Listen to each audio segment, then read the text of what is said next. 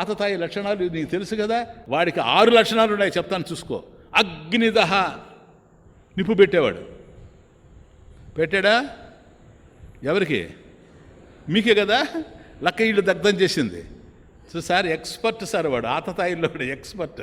అగ్నిదహ, గరదహ, విషం పెట్టి చంపేవాడు. చూసుకోండి, ఇప్పుడు టెర్రరిస్టులలో ఈ లక్షణాలు అంతా ఉంటాయి. గరదహ, విషం పెట్టి చంపేటువంటి వాడు. వాస్తవానికి భీముడిని చంపాలని విషమిచ్చి తోసేశాడు కదా ఆ రోజుల్లోనే. కాబట్టి లక్క ఇళ్ళు తగలబెట్టాడు. అగ్నిదహ గరదహ చ ఏవ శస్త్రపాణి. కాబట్టి భయంకరమైన పవర్ఫుల్ మిసైల్స్, అటువంటి ఆయుధాలనిచ్చి ఎక్కడెక్కడైతే అరణ్యవాసం చేస్తూ ఉండారో వాళ్ళని పోయి వధించండి అని చెప్పేసి సైన్యాన్ని అంతా పంపించాడా లేదా?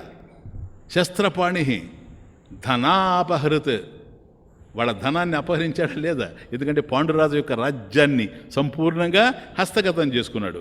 క్షేత్ర దార హరహ చ ఏవ.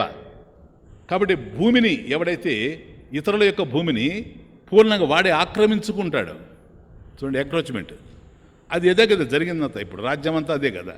క్షేత్ర దార, భార్య. కాబట్టి పరుల యొక్క భార్యని అవమానించేటువంటి వాడు. నిండు సభలో జరిగినటువంటి అవమానం కన్నా ఇంకా ఏమి మనం అవమానాన్ని ప్రత్యేకంగా చెప్పుకోగలం చెప్పండి.